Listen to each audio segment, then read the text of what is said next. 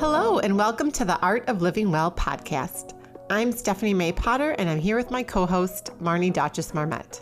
We created the Art of Living Well podcast to empower you to live your happiest, healthiest, and most authentic life. Each week, we will bring you inspiring and motivating conversations covering health and wellness topics, including fitness, mindset, food, travel, product reviews, and strategies from a variety of experts, including our own bank of knowledge. We are excited to educate, motivate, and inspire you to change the way you perceive health and discover your art of living well. Get ready to feel inspired.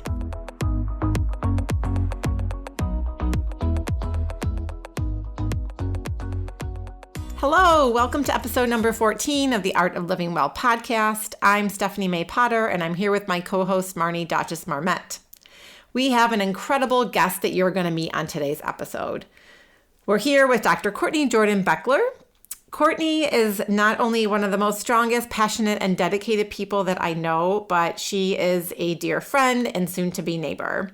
She has such positive energy that every time I see her, I leave our conversation feeling more inspired and happier, and I know everyone listening will experience that today as well. Courtney and I met over 5 years ago through school, through the wellness committee at our children's school, where we immediately bonded over our passion to improve the food served in the lunchroom cafeteria and also our desire to focus on a more holistic approach to wellness. She is a go-to and trusted resource for me on so many levels, and I love catching up with her over walks with our mini golden doodles and can't wait for her to be living in my neighborhood this summer. Courtney is a board-certified internist and cardiologist and focuses on the prevention of heart disease and behavioral change that supports overall well-being. She's held numerous roles over the last several years, including the vice president of the Penny George Institute for Health and Healing, which is a Allina Health's prevention, wellness, and clinical service line. She was the assistant commissioner of health and improvement for the Minnesota Health Improvement Bureau. And Courtney recently just took a new role at the Minneapolis Heart Institute Foundation as their program director, where she will focus on women's cardiovascular research, prevention, and outreach. There are so many valuable insights that you're going to gain from today's conversation. Courtney talks about the integrative approach to medicine and how you can really heal a person, their whole being, by combining both Western and Eastern medical practices, and she'll share her own personal journey with that.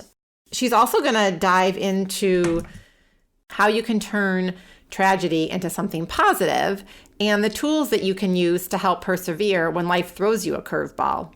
You'll learn tips on how to thrive, not just survive each day, and this episode is going to leave you inspired to think of yourself first. And with that, let's get started. Welcome, Courtney. Thanks. Thanks so much for having me. Oh, well, thank you for spending time with us today. So, Courtney, you have such an extensive background and a really unique career path within the medical field. Can you share a little bit about your journey and why you've taken this somewhat less than traditional path? Yeah, it's been a really interesting and super fulfilling path. I went to medical school. I actually loved math and logic, but found I really enjoyed people. So real quickly got interested in the idea of being a doctor. I originally wanted to be an obstetrician. I was really interested in women's health, but felt like it was really only focused on reproduction and was interested in things beyond that. So got real interested in internal medicine and cardiology because I loved, with cardiology, we have sort of these second chances. People sometimes have heart attacks, we put stents in, or have ventricular fibrillation, we put defibrillators in, and sort of this new opportunity to live a different type of life. And I loved that. But during my training, my intern year, I kind of realized how broken the system was. And I was 9 months into my intern year practicing at Regents Hospital. And I had someone come in who was young and didn't have stable housing, didn't have money for medications, had high blood pressure. And 2 weeks later, so we saw the woman, put her on medicine, sent her out. And then 2 weeks later, she came back at 4 a.m. And there's a policy at that time, when you have a patient come back in the middle of the night like that, you have to they don't count towards the cap of people that we have to admit. And so, I kind of thought, what did I do wrong? How did I not get this right? And thought about, well, of course, like she was going to come back. She doesn't have a safe place to live. She doesn't have ways to get her medicines. She has a ton of stress in her life. She can't eat well. And it just made me think about all the things that we weren't taught in medical school that really public health had the opportunity to bring. So it was at that time that I pursued a master's in public health and policy and epidemiology to better understand some of the root causes associated with living well. And I went on kind of an extended research path with all of this to study in different countries, in Argentina and Finland, and figure out other countries where they look at health differently than we do in the United States and see why that was. And then quickly, when I got out into practice in cardiology, I kept seeing relatively healthy women come in with chest pain, palpitations, and I would do what I was taught. I would do a stress test. I would do a Holter monitor or a variety of tests that were standard of care, and nothing would come up. And I would send these women away and they would come back saying, I still have these feelings, and I realized that sort of on the macro level, a lot of what we're taught in Western medical schools can diagnose that disease state, that macro level of disease. But I knew these women were telling the truth. I knew they felt something, but I couldn't see it in the tools that I had. And that really led me to pursue integrative medicine and further training to understand really mind, body, spirit medicine. And then I found with other tools like acupuncture and mind, body medicine, these women got better. It wasn't in their mind, it was real, but the tools that I had from my training in Western med schools hadn't helped, and so I subsequently led the Penny George Institute for Health and Healing, which at the time was the largest integrative medicine department within a health system in the country. And it was so rewarding to see truly how Eastern and Western medicine meet, because that's what most of us want. So that's been amazing. And then from that have led to a career with the Department of Health, where I am now and serve in the as assistant commissioner with the goal of helping change how we look at things as a state and really do more prevention. And then ultimately leading to work now at the Minneapolis Heart Institute Foundation, leading the Emerging Science Center there. That's all so fascinating. So yeah. I'm curious about when you worked in the state, or that you're currently in the state department. Yeah. How open is the state to Western meets Eastern medicine and functional medicine as a whole? It is a great question. We have a very long way to go that way. So in 2016, when I was with the Penny George Institute, we took the data that we had with acupuncture, because we have a ton of acupuncture and Chinese medicine, and we were able to change what Medicaid covers for acupuncture. So we had only been covering chronic pain, but we got 11 other conditions like headaches, nausea associated with pregnancy, different things that are well proven in the literature to be covered for the Medicaid population. But that's been about it. So we just, right now we have an opioid stewardship group that, you've all, I'm sure, heard of the chronic pain epidemic that's going on, and sort of unfortunately as physicians, how many people we've gotten addicted to narcotics. Mm-hmm. And we, on a slot of about 20 people that are on that stewardship committee, there's room for one, quote, integrative or alternative practitioner. So it just gives you an idea. There's so much more room to go in terms, and particularly I think when we're dealing with challenging populations that have a variety of conditions that are, unfortunately difficult circumstances that impact their health, like housing, like we were talking about, poverty, all these other things, that we just have to look at ourselves as whole beings, mind, body, and spirit, not as just the physical condition. So we've got some work to go at the state, but I think there is a growing awareness and understanding that you can't cut someone at the neck, and that we really are connected. And you mentioned a couple times integrative medicine, and I know a lot of our listeners may understand what that is, but could you maybe just briefly explain for someone who's not familiar, the differences with Western medicine? Yeah. So to me, integrative medicine at its core is good medicine. At one time we were taught as medical students to spend an hour taking, quote, a history and physical, meaning the first time you met with a patient, finding out really who they were. And I'll never forget when I did my second year of medical school or first year, whatever it was, when they're checking, they observe you while you do a mock history and physical. And I had somebody with back pain. I got points taken off because I didn't ask about their sexual orientation, right? And it just goes to show you how thorough. I mean, when was the last time that you were with the doctor and they spent an hour with you approaching your ankle injury or whatever the case was? You're lucky to get 10 minutes these days, right? But so one, that really is how we were taught. But two, integrative medicine has become this board certified medical specialty, which gets into thinking of us as whole beings. Again, thinking about how our mind works, thinking about what we're eating, how we're moving, how we're connected with society, spiritually, how we are, and physically, and brings that all together.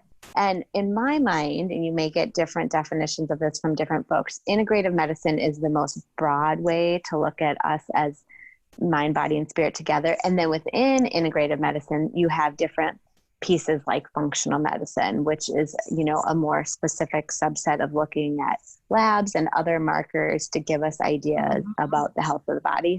But integrative medicine is that more broad umbrella. So you said you did a fellowship in integrative medicine? So I did what's called the National Institute of Health Physician Scientist track. And so it's through the NIH, and it focused on primary prevention of chronic disease. So I had the opportunity, it started, looking at heart disease, and it turns out that the risk factors for heart disease are the same things that impact cancer, that impact Alzheimer's, that arthritis, all these things, right, share the same root causes. And through my studies and looking at other countries and places with different resources, it led me down the path of integrative medicine. So I had the opportunity to study and get to know with Mimi Guarneri, who's really the grandmother, as I like to call, of integrative cardiology, which is really this focus of mind, body, and spirit specific to the heart. It's all really interesting. Yeah. So moving on, I know that you've done a lot of, I know that everyone at some point in their lives experiences tragedy. Some tragedies greater than others. Some, in all different forms, people experience tragedy. And I'm wondering what advice you have for people and how to take tragedy and turn it into something positive, or what tools you can obtain or build to help you kind of persevere when life throws you Absolutely. a curveball, or you find yourself in the midst of a horrible tragedy. Right. So, I would say first and foremost is your mindset. And when tragedy seeks sort of what you envision for the future and what you want it to be, because for me, I've seen many patients who've gone through very difficult tragedies, and some of whom kind of it ends there. They sort of become that tragedy. They become that, we know how much it impacts disease states and makes it so much worse. And then others that you are like, how did this person, do this? And for me, having gone through very significant tragedies, one of which being the loss of my daughter, there was a part of me that very distinctively, and thankfully also, I think having one child still living on earth made me go, what is the rest of my life going to be like? Is it going to end here, or am I going to think about the future? Certainly for those of us who've lost loved ones, that's what they would want for us, right? And then I think not just as a responsibility to my son, but as to myself, I wanted to keep going on. I felt very thankful that at the time I'd been already practicing at the Courtney Jordan Institute for Health and Healing. So I was sitting and talking to patients constantly about how important nutrition is, how important self-care is, sleep, different types of movement, all of these different pieces and how we heal. And then it was really an opportunity to put that to practice myself. And I think I had somewhat been doing that before, but that it really took it to a different level of what it would take to move forward. I also remember having a very informative conversation with a spiritual therapist who actually worked at the Penny George Institute for Health and Healing and had witnessed, tons of people go through disasters and tragedies. And I had specifically sought him out, of what do you do now? What's your advice? And he was saying how I see people who turn inward, they cannot recover from this, and they sit in their child's room that died and do drugs the rest of their life. You have to decide that that's not going to be you. And I want to be clear that I'm not saying that doesn't mean getting help, because we all need help that way. And so I don't mean like some sort of willpower or something, but I do think that it really starts with a mindset of, I want to go forward. I deserve to live the best life I possibly can. The other great advice I got was to not compare. That it's so natural to go, well, this is good, but how would it have been before this tragedy? And that's not reality. Like there is no how would it have been. This is how it is. And that's been helpful, I think, in moving forward. And lastly, and I remember this distinctively, it was either the second or third night after my daughter passed, that someone had said to me that you will experience joy and sadness at the same time. And because I thought, I'm never going to laugh again. I'm never going to be happy again. And a group of my high school girlfriends were visiting whatever that second or third night. And we were all sitting around talking and having a glass of wine. And I remember all of a sudden I was laughing, and I thought, it's happening. I am devastated. I did not know, what that next day and those couple days were going to be like. And here I am, truly laughing, and in that moment experiencing joy. So just recognizing you can have both at the exact same minute.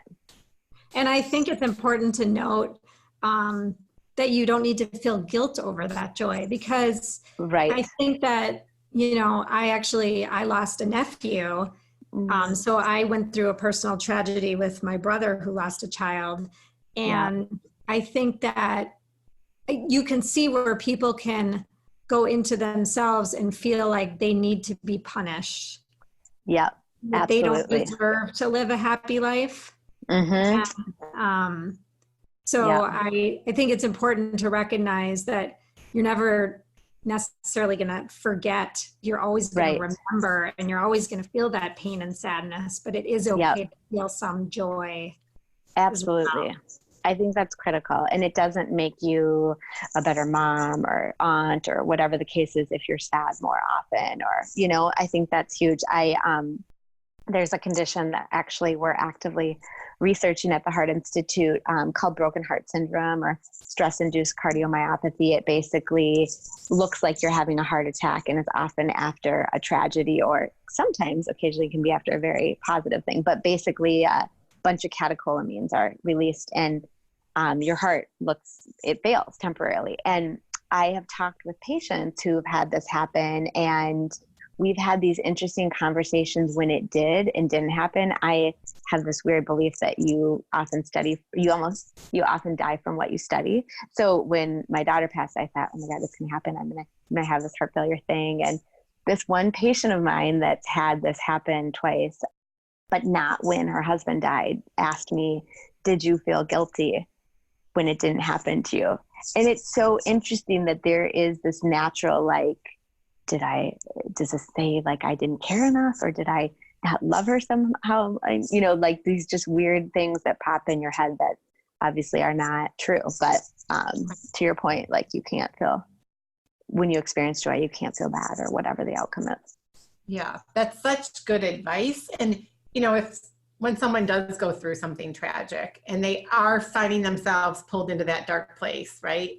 What, I don't know, what tools or strategies could they use to kind of focus on that mind, body, spirit connection and the ability to heal on both the physical and the emotional and mental level. Yep. So I think it's a lot of self-discovery. I mean, I can tell you certainly what worked for me. One of the most impactful things for me was massage. And this will sound so weird. I've told a few people this, but so, you know, I think sometimes when you go through something so difficult that you're just feeling hollow inside, it's normal as human beings to need to experience touch. But, you know, something about a massage therapist, sort of bringing you back into your body. But I'll never forget going to the Southdale Mall and Dragon City, the little massage therapy place there, and how amazing it felt to be getting massage, which has always been therapeutic for me, but with the noise of the mall, because it felt like what was going on in my brain. The world was still moving and spinning and people were still going on. So I could hear all these conversations, but I was so out of it that there's something to me about physical touch like that from a massage that is so therapeutic. So that was hugely impactful for me. You know, acupuncture and Qigong was very, and it has been documented to be very helpful that way, where that gets again to that micro level of how do we align our body? And that was a huge release for my grief and just, you know, anxiety after that. I didn't feel like for me an antidepressant or anxiolytic medicine was right or what I needed, but certainly they can be for folks in the right situation. But that Chinese medicine and acupuncture was really a way to align all of me. And then nutrition, I think, can be really, really, really impactful. I found out for that nutrition was one of the biggest things that kept me from hitting the lowest lows each day, that it just would kind of bring that bottom up a little bit. So can you quickly explain, in case somebody doesn't know, just very briefly, what is Qigong? Yeah. So Qigong is energy work, and some, you know, there's a variety of different people in the community that do Qigong work. But again, so I was fortunate and had this amazing Chinese medicine healer who did Qigong as part of the acupuncture treatment. And so, I mean, I could feel currents running through my body and just a sense of warmth and alignment that was really helpful. But again, so it's just helping your overall chi in your body align. That's fascinating. That's so fascinating. Yeah. And such good information. I don't think, you know, when people are going through something tragic, this is not what you initially hear, right? It's totally. Yeah. I'll come over and bring a bottle of wine, which is great. We all need that. Right. That's what we want to do. But the self-care and the healing through these different modalities is so impactful. And you hear how much people carry tragedy in their bodies. Yes. You know, you carry it in your hips and you carry it in your gut and all these different places. And so, you know, it sounds like the therapeutic massage and the Qigong and some of these modalities were really able to help you kind of release some of that out of your physical body. And heal. The other thing I would add to that, I had specifically looked for a therapist that could do EMDR, which is basically a way for your body to process PTSD. And kind of, they often do it with tapping.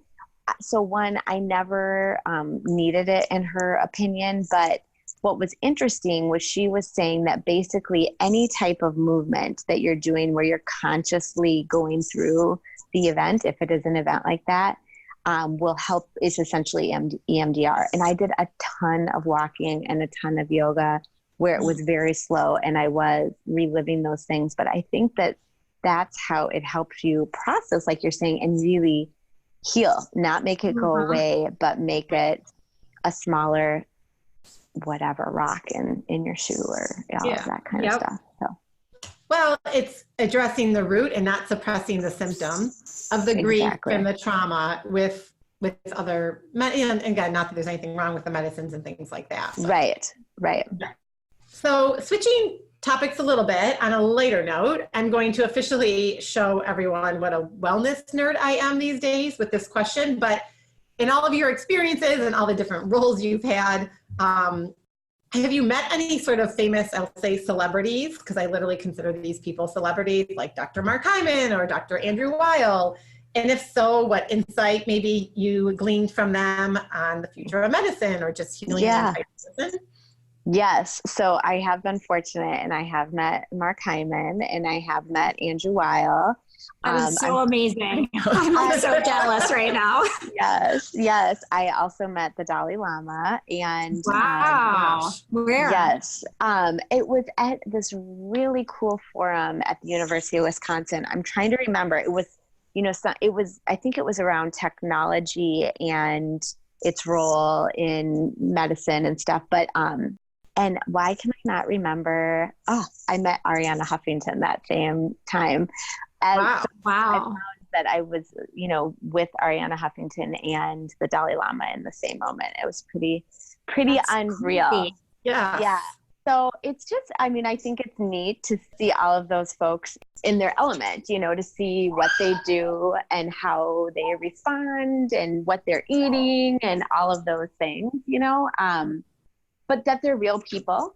And, that everybody has an angle that they're trying to take with all of this work to get different points that are super important across. So, but it's neat. It's just fun to have met those folks. I did a Huffington Post article at that time. I can't even remember what it was about, but so it was fun to be a part of all of that. Cool. Very fun. So we love to leave our listeners with a practical tip that they can implement kind of into their lives immediately. What is one thing that you would love for our listeners to walk away with today? So if there was only one thing I would have you do, it would be to think about yourself first, which I think is so hard, particularly for all of your female listeners out there. We tend to think of ourselves last, and it cross-cuts all the areas that I've ever worked in, the work at the state, the work at the clinic, all through residency training, social determinants, you name it. We tend to think of ourselves last, and the best thing we can do as moms, as leaders, is to teach the people around us that you've got to put your oxygen mask on first, and then you can be there for everyone else. Exactly. And, I use that analogy all the time, getting on the airplane, and they always tell you, put the oxygen mask off first in the event of an emergency before helping your child, right? Yep. Exactly. And I completely agree with that. So Courtney, to kind of close out the interview, there's one question that we like to ask all of our guests, and that is, what does the art of living well mean for you? So for me, that means that you're truly thriving and not just surviving. I think there's a lot of us out there that are just kind of going through the motions of each day, or waiting till Friday, or waiting till for the weekend. Just the other day, in fact, yesterday, my son was saying, why does everybody hate Monday? And I said, well, I think some people, and here he's 9, thinking of this already, right? And I said, I think that's people who don't like their jobs or don't like what they're doing. I said, I really like Mondays. I feel refreshed after the weekend and ready to go. Sometimes Wednesdays, I might be dragging a little bit more because it's midweek, and it's still not a hate or anything, but I think just, making sure you're taking care of yourself. But so that for me is definitely a mantra of like, how do you make each day matter and make it feel like you're really thriving. And that's funny because both of us are Monday people. Yeah, we both see? That's I great. literally just did a post on this about Mondays. And I think if you mentioned people not maybe liking their jobs, and back in my corporate days, I did dread Mondays most of the time. Right. And now I can't wait for Mondays to come. So see, isn't that fun? Yeah. It's all about balance. Fun. Yeah, exactly. And it's great advice. I love how you said truly thriving and not just surviving, because I think there are so many people out there that are just surviving. And it's just not worth it, right? Like, anyway, you never know. Yes. We none of us know, so I got to make it worth it. Exactly. Such great advice to leave our listeners. And thank you so much for your time today, Courtney. It was such an inspiring conversation. Thank you. Have a great rest of your day. Yeah. You too. Thanks, guys. Okay. Thank you. Bye-bye. Right. Bye. Marnie and I just created our private Facebook group, and we're inviting each of you to head on over to Facebook and join this new community. We're so excited about it. We really created this group so we could connect with our listeners and form our tribe as we grow. And this group is really meant to be a safe space for our members to connect and support one another. You may laugh, cry, and really provide opportunities for everyone to grow. That's one of the, I think, benefits of the community, is to have the connections and the accountability. And you'll even have direct access for Q&A with both of us. So we're just so excited about it, and we're really hoping that you'll join us on this adventure. So head on over to Facebook and search the Art of Living Well podcast private Facebook community. Thank you so much for listening to the Art of Living Well podcast. We are so grateful that you joined us today. If you enjoyed this episode, please share it with a friend or anyone else you think may benefit from this information. We'd love for you to subscribe to our podcast, leave us a review, and tag the Art of Living Well podcast on social media. If you want more inspiration in between episodes, you can find us on social media at theartofliving_well on Instagram and Facebook, where we will share snippets from our daily lives and our journey to living well.